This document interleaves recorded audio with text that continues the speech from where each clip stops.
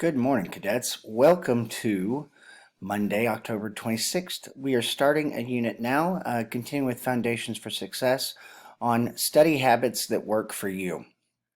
We've looked at a number of different things over the course of these lessons in this year so far on things that may help you with your studying and with your academics, the mind mapping and thinking maps, all other kind of stuff that we've done. So let's press ahead and let's apply it to our classes.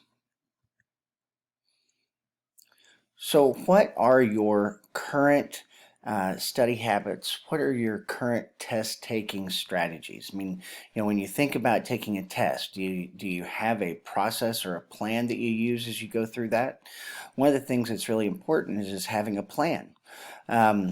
With tests, a lot of people will just rush through the test just to get it over. Some people will, spend lots of time on every question. Some people will answer the questions they know immediately and then come back and get the ones that they're not sure about. There's any number of different ways to attack this, and that's what we're going to look at.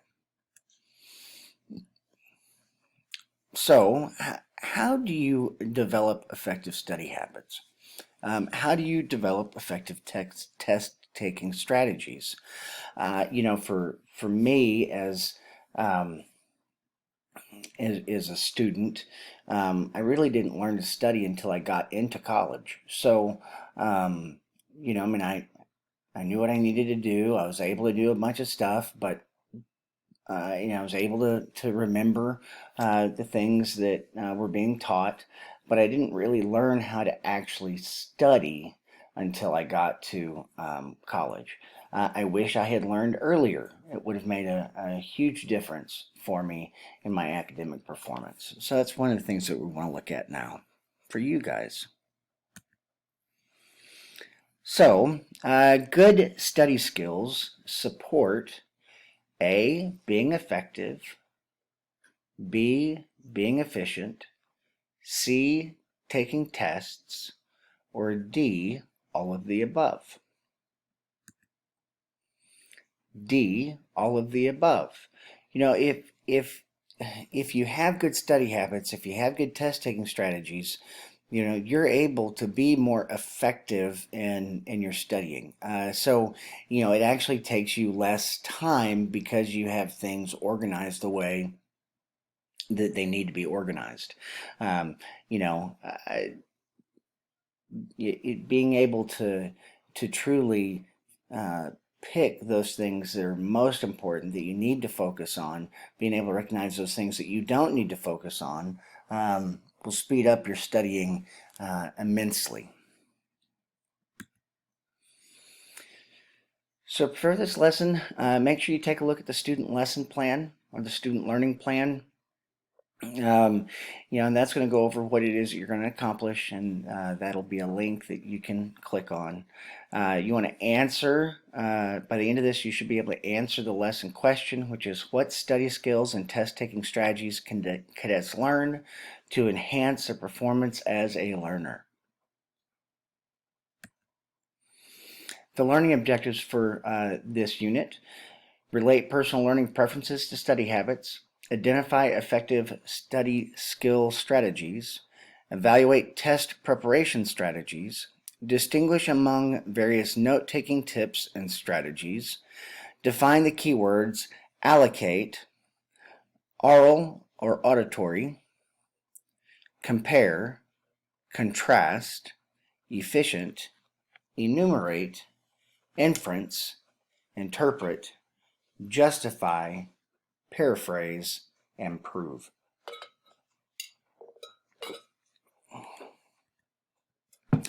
So, cause and effect relationships between study skills or test or grade outcomes. So, in the classroom, there is a multi-flow map. And looking at that map, remember on the left-hand side, that's where we're going to put cause, and then on the other side, we're going to get the effect. So, on the left side, that should be your study skills, test taking strategies.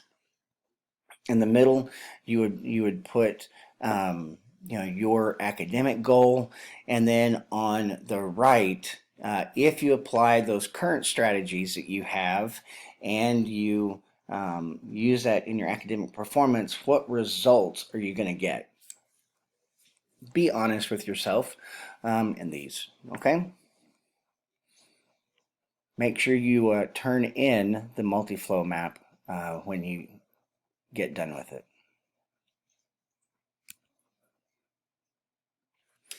All right, so if we look at this question, this is talking about the best way to prepare for taking a test. So what is the best preparation for taking tests? Cramming all hours the night before a test? Memorizing every page of your text? Keeping up with assignments, doing homework, taking notes in class, and reviewing? Or all of the above?